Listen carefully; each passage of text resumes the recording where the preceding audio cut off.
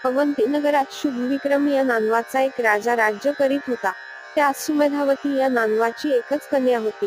ती अति रूपवती होती. एके दिवशी ती आपल्या बापाच्या मांडीवर बसली असता तिचे लग्न करावे असे त्याच्या मनात आले. नंतर त्याने प्रधानापाशी गोष्ट काढली की सुमेधावती उपवर झाली आहे, याकरिता तिच्या रूपास योग्य असा वर शोधून पाहावा. त्या बोलण्यावर सुमंतिक प्रधानाने सांगितले की माझ्या मनात एक विनंती करावयाची आहे, ती अशी की आपला आता वृद्धापकाळ झाला आहे, पुत्र होण्याची आशा मुळीच नाही. कन्येच्या मुखाकडे पाहून काय ते सुख मानावयाचे. यास्तव कन्येस मी जो उत्तम वर पाहीन त्यास राज्यावर बसवून कन्या अर्पण करावी. जानवही तुम्हास पुत्राच्या ठिकाणीच आहे. त्यास गादीवर बसविल्याने राज्यव्यवस्था चालू पद्धतीस अनुसरून उत्तम रीतीने चालेल व तुम्ही काळजीतून दूर व्हाल. सुमंतिक प्रधानाने ही काढलेली युक्ती राजाच्या मनास पटली व त्याने त्याच्या म्हणण्यास होकार दिला. तो म्हणाला, प्रधानजी, तुम्ही या प्रसंगी ही फार चांगली युक्ती मला सुचवली. यास्तव आता असे करा की हत्तीच्या सोंडेत माळ देऊन ईश्वरी इच्छेने तो ज्याच्या गळ्यात ती माळ घालील त्यास राज्यावर बसवून नंतर कन्येचा त्याशी विवाह करावा, हा विचार मला चांगला वाटतो. शुभविक्रम राजने काढलेली ही तोड प्रधानास उचली. मग त्याने राजाज्ञेने सुमुहूर्तावर एक मोठा मंडप घालून दरबार भरविला. गुढ्या तोरण्या उभारून आनंदाने नगरात धामधूम चालली. नंतर हत्तीस शृंगारून त्याच्या सोंडेत माळ देऊन त्यास सोडले. राजा, प्रधान, सरदार, मानकरी व नागरिक लोक अशी पुष्कळ मंडळी त्याच्या मागून जात होती. हत्तीने प्रथम सभामंडपातले लोक अवलोकन केले, पण तेथे कोणाच्याही गळ्यात माळ न घालिता तो शहरांत चालला. तो सर्व नगर फिरत फिरत किल्ल्याजवळ जाऊन उभा राहिला. त्यावेळी किल्ल्यावर विक्रमासह 8 जण पहारेकरी होते. त्यांस राजाने खाली बोलाविले. ते आल्यानंतर त्यांपैकी विक्रमाच्या गळ्यात हत्तीने मोठ्या हर्षाने माळ घातली. ती घालताच वाद्य वाजू लागली व सर्वांस मोठा आनंद झाला. मग विक्रमास मोठ्या सन्मानाने हत्तीवर बसवून वाजतगाजत मोठ्या वैभवाने सभामंडपात आणले. तेव्हा हा कुंभार आहे असे लोक आपापसांत बोलू लागले. ही गोष्ट राज्याच्याही कानी आली. मग त्याने प्रधानास एकीकडे नेऊन सांगितले की हा कुंभार आहे अशी लोकांत चर्चा होत आहे. ही गोष्ट खरी असेल तर आपली मुलगी त्यास देणे अनुचित होय. राजाने असे सांगितल्यावर प्रधानही फिकिरीत पडला. परंतु दूरवर नजर पोंचवून त्याने विक्रमाच्या साथीदारांस बोलावून आणले व एकीकडे नेऊन तो विक्रमाच्या जातीची त्यांच्यापाशी विचारपूस करू लागला. तेव्हा ते म्हणाले, विक्रम जातीचा कोण आहे याविषयी आम्हाला नक्की माहिती नाही, पण त्यास कुंभार म्हणतात. तर त्या जातीच्या लोकांत चौकशी केली असता ह्याची जात कोणती आहे याचा पक्का शोध लागेल. मग प्रधानाने कमत कुंभारास बोलावून आणले व त्यास विचारिले. तेव्हा तो म्हणाला की मिथिलानगरीच्या सत्यवर्मा राजाची कन्या सत्यवती ही याची माता व स्वर्गीत राहणारा गंधर्व सुरोचन हा याचा पिता होय. ते कमटाचे भाषण ऐकताच प्रधानास परमानंद झाला. मग कमटास घेऊन प्रधान राजापाशी गेला व खरे वर्तमान त्याच्याकडून राजास कळविले. तेव्हा राजासही परम संतोष वाटला. शेवटी खुद्द सत्यवर्मा राजास घेऊन येण्याबद्दल प्रधानाने राजास सुचविले व त्या गोष्टीस राजाची संमती घेतली. राजाज्ञा मिळाल्यावर प्रधान कमटास समागमे घेऊन सत्यवर्मा राजास आणावयाकरिता मिथिलानगरीस गेला. तेथे गेल्यावर त्याने राजाची भेट घेतली. त्याचा सत्यवर्मा राजाने चांगला आदर सत्कार केला. मग कमटाने राजास अवंती नगरातील विक्रमाचा समग्र इतिहास कळविल्यानंतर सुरोचन गंधर्व विक्रमाचा समग्र इतिहास कळविल्यानंतर सुरोचन गंधर्व स्वर्गास गेला हे सांगितले. शेवटी तो कमट कुंभार राजास म्हणाला, विक्रमाच्या जातीविषयी तेथील लोकांस संशय आहे. यास्तव आपण आमच्या बरोबर तेथे येऊन त्यांच्या संशयाची निवृत्ती करावी. सत्यवर्मा राजाने ते सर्व ऐकून घेतल्यानंतर त्यास परमानंद झाला. त्याने स्वतः अवंतीस जाऊन आपली कन्या सत्यवती हिची भेट घेतली. तेव्हा सर्वांच्या संशयाची निवृत्ती झाली. मग विक्रमास राज्याभिषेक झाला. दानधर्म पुष्कळ करून याचक जनांस संतुष्ट केले. नंतर शुभविक्रमराजाने आपली मुलगी सुमेधावती विक्रम राजास दिली. तो लग्न समारंभही मोठ्या थाटाचा झाला. शेवटी सत्यवर्मा राजानेही आपले राज्य विक्रमास अर्पण केले. याप्रमाणे विक्रम दोन्ही राज्यांचा राजा झाल्यानंतर भर्तरी युवराज झाला. त्या दोघी एकविचाराने राज्यकारभार करीत असता सुमंतिक प्रधानाने आपली मुलगी पिंगला ही भरतरीस द्यावी असे मनात आणून ती गोष्ट त्याने विक्रमराजाजवळ काढिली. त्याचे म्हणणे विक्रमाने कबूल करून लग्न नक्की केले. तेव्हा त्याच्या जातीचा प्रथम शोध करण्यासाठी एक परिटाने प्रधानास सूचना केली. त्यावरून त्याने कुंभारास विचारिले असता त्या कमटाने आपणास याची जात माहीत नाही म्हणून सांगितले. मग ही गोष्ट त्याने सत्यवतीस विचारली, परंतु तिने तो माझ्या पोटचा मुलगा नाही म्हणून कळविल्यावर प्रधानाने विक्रमास विचारले. त्याने हे सांगितले की आपल्या जातीची मला माहिती नाही, मी त्याला आपला भाऊ मानिला आहे. याप्रमाणे तिघांनी सांगितल्यानंतर प्रधानाने ही गोष्ट खुद्द भरतरीस विचारली. तेव्हा त्याने आपला जन्मवृत्तांत त्यास निवेदन केला. मग प्रधानाने त्यास सांगितले की जर सूर्यापासून तुम्ही झाला आहात तर त्यास लग्नासाठी येथे बोलवा. तो तुमचा पिता असल्याने अगत्याने येईल. ते ऐकून भर्तरी म्हणाला, ही गोष्ट काही अवघड नाही. नंतर भर्तरीने अंगणात उभे राहून वर तोंड केले आणि सूर्याची प्रार्थना केली की जर मी तुझा मुलगा असेल तर माझ्या लग्नाकरिता येथवर येऊन सर्वाच्या संशयाची निवृत्ती करावी. ती पुत्राची प्रार्थना ऐकून सूर्य मृत्यूलोकी अवंती नगरास आला. त्याने सुमंतिक प्रधानाची भेट घेतली व त्यास सांगितले की मनात काही एक संशय न आणता माझ्या भर्तरीस तू आपली मुलगी पिंगला दे. नंतर सूर्य त्यास म्हणाला, लग्नाच्या मंगल कार्यास नवऱ्या मुलाचा बाप जवळ असावा असे तू म्हणशील तर तू त्याची काळजी बाळगू नकोस. प्रत्यक्ष देव जय जयकार करून पुष्पवृष्टी करतील. विक्रमराजाचा बाप जो सुरोचर गंधर्व त्यास सुद्धा या लग्नाकरिता येथे धाडून देईल. मात्र मी जर या ठिकाणी लग्नाकरिता राहिलो तर माझा ताप लोकांस सहन होणार नाही.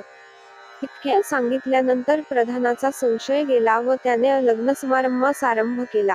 भर्तरीच्या लग्नाच्या दिवशी सीमंत पूजनाच्या वेळी राजाचा पिता सुरोचन गंधर्व स्वर्गाहून खाली आला. तो सत्यवतीस व विक्रमात भेटला. त्यावेळी विक्रमराजा पित्याच्या पाया पडला. मग राजाने सुमंतिक प्रधानास बोलावून आणले व सुरोचनास भेटविले. त्या गंधर्वाने प्रधानास म्हटले, तुझे थोर भाग्य म्हणून भृमिनारायणाचा अवतार जो भर्तरी तो तुझा जान्वय झाला. हा प्रत्यक्ष मित्रावरुणीचा सूर्याचा पुत्र होय. अशी त्याची समग्र मूळकथा सांगितल्यानंतर प्रधान पुन्हा सुरोचनाच्या पाया पडला व त्यास आग्रह करून सन्मानाने सीमंत पूजनासाठी मंडपात घेऊन गेला. तेव्हा त्या गंधर्वाने मनुष्याचा वेश घेतला होता. सीमंत पूजन झाल्यावर वधूवरांस आशीर्वाद देतेस मय स्वर्गीतून देवांनी पुष्पवृष्टी केली व लग्नमंडपात असलेल्या लोकांनी टाळ्या वाजवून जयघोष केला. नंतर 5 दिवसपर्यंत लग्न समारंभ मोठ्या थाटाने करून सर्वांस उत्तम वस्त्रे भूषण दिली व वऱ्हाडी मंडळी मोठ्या गौरवाने रवाना केली. त्या लग्नासमयी गोरगरिबांस राजाने पुष्कळ द्रव्य देऊन संतुष्ट केले.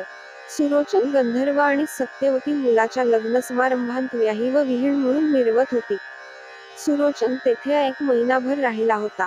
नंतर सर्वांस भेटून व त्यांची परवानगी घेऊन तो आपल्या स्थानी गेला. भर्तरीचा पिंगलेशी मोठ्या थाटाने विवाह लागल्यानंतर पुढे काही दिवसांनी त्याने दुसऱ्याही स्त्रिया केल्या. त्यास एकंदर 1200 स्त्रिया होत्या. त्यात मुख्य पट्टराणी पिंगलाच होती. ही उमेदा अत्यंत प्रीतीने वागत. त्यांना एकमेकांचा वियोग घटकाभर सुद्धा सहन होत नसे. तो मोठा विषयी होता. यास्तव त्यास रात्रदिवस स्त्रियांचे ध्यान असे. अश्रीतीने भर्तरी राजा सर्व सुखांचा यथेच्छ उपभोग घेत असता बरीच वर्षे लोटली. एके दिवशी भर्तरी अरण्यात शिकारीकरिता जात असता मित्रावरुणीने सूर्याने त्यास पाहिले व मनात विचार केला की माझे पुत्र 2, एक अगस्ती व दुसरा भर्तरीनाथ. त्यापैकी पहिल्याने तर ईश्वरप्राप्ती करून घेऊन आपले हित साधून घेतले, पण दुसरा भर्तरीनाथ मात्र विषयविलासांत निमग्न होऊन आपले कर्तव्यकर्म विसरला. यास्तव हा आपले स्वहित साधून घेईल असा काहीतरी उपाय योजिला पाहिजे. मग भर्तरी चा भ्रम उडावा आणि त्याने आपल्या हिताचा मार्ग पाहावा म्हणून मित्रावरुणीने पृथ्वीवर येऊन दत्तात्रयाची भेट घेतली व समग्र वर्तमान निवेदन करून आपला हेतू कळविला.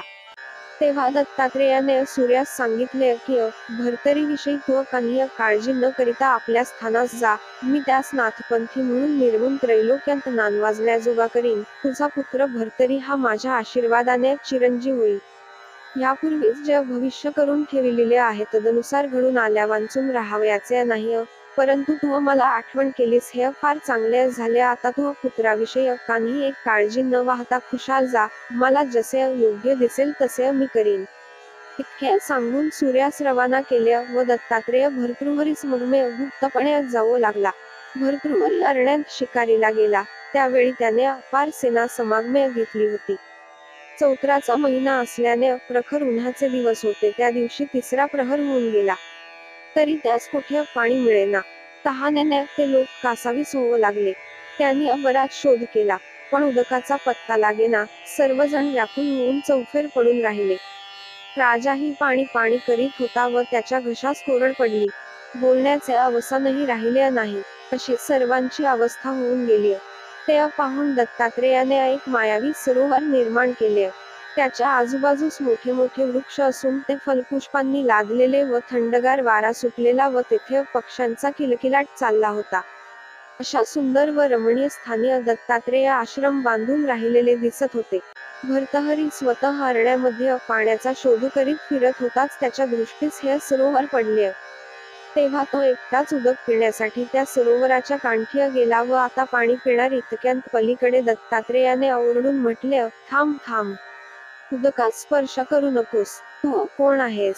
तुझे नाव काय ते मला प्रथम सांग. दत्तात्रेय स्वामीस पाहताच राजा चकित झाला आणि त्यास भीतीही उत्पन्न झाली. तो तोंडातून ब्रही न काढिता टकमक पाहू लागला. तेव्हा दत्तात्रेयाने त्यास म्हटले की तू बोलत का नाहीस? तू कोण आहेस? तुझे आईबाप कोण? गुरु कोण? हे मला सांग व मग पाणी पी. ते भाषण ऐकून भर्तृहरी दत्तात्रेयाच्या पाया पडला. नंतर त्याने आपली सविस्तर हकीकत त्यास सांगितली व अजूनपर्यंत गुरु केला नाही असे सांगितले. तेव्हा दत्तात्रेयाने त्यास सांगितले की ज्या अर्थी अद्याप पावे तो गुरु केला नाहीस त्या अर्थी तू अपवित्र आहेस, म्हणूनच तुला अजून कोणी गुरु मिळाला नाही. याकरिता तू उदकात शिवू नको. शिवशील तर ते सर्व पाणी आटून तळे कोरडे पडेल व मग मला राग येईल. तेणेकरून तू नाहक भस्म होऊन जाशील. अशा प्रकारे दत्तात्रेयाने भर्तृहरीचा धिक्कार केल्यानंतर तो स्वामीच्या पाया पडून प्रार्थना करू लागला की महाराज, माझा प्राण तृष्णे जाऊ पाहत आहे. आपण अनुग्रह करून मला उदक पाजावे. त्यावर दत्तात्रेयाने सांगितले की माझ्या अनुग्रहास तू अयोग्य नाहीस. शंकर ब्रह्मदेव माझ्या अनुग्रहासाठी खेपा घालितात.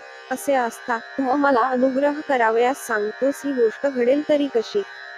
हे ऐकून भर्तृहरी म्हणाला, ते कसेही असो, तुम्ही कृपाळू आहात. दया क्षमा तुमच्या अंगी आहे, तर कृपा करून मला उदक पाजावे व माझे प्राण वाचवावे.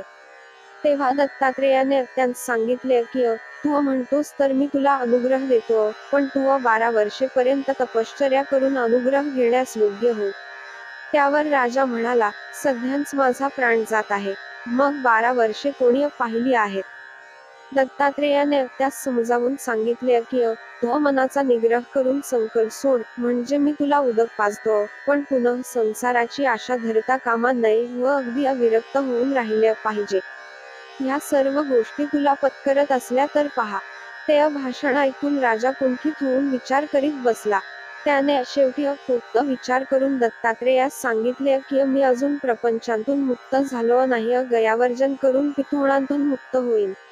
तसेच कांतेस पुत्र झाल्यावर तिच्या ऋणातून मुक्त होईल. पुत्राचे लग्न झाल्यावर त्याच्या ऋणातून मुक्त होईल. या सर्व ऋणे अद्यापर्यंत जशीच्या तशीच कायम आहेस. यास्तव आणखी 12 वर्षे मला संसार करण्याची मोकळीक द्यावी. मग दत्तात्रेयाने भर्तृहरीचे म्हणणे कबूल केले व त्यास पिण्यास पाणी देऊन अनुग्रह दिला. त्याच्या मस्तकावर आपला वरदहस्त ठेवून कानात मंत्र सांगितला आणि आपण दत्तात्रेय आहो असे सांगून त्यांस ओळख दिली. नंतर ते माईक सरोवर अदृश्य करून आपणही गुप्त झाला. पाण्या वांचून सर्व तळमळत असल्यामुळे इतकी खटपट करून व्यर्थ असे भर्तृहरीस वाटून त्याने श्री दत्तात्रेयाची प्रार्थना केली. मग दत्तात्रेयाने भोगावतीचे उदक आणून सर्वांस पाजिले. कामधेनूपासून अन्न निर्माण करविले. शेवटी राजा सैन्यासह भोजन करून व पाणी पिऊन तृप्त झाल्यावर दर्शन घेऊन आपल्या नगरास गेला. इतक्यात दत्तात्रेय भोगावतीस व कामधेनूस रवाना करून आपणही निघून गेले. स्वस्ती. श्री नवनाथ भक्तिसार कथामृत अध्याय 27 समाप्त.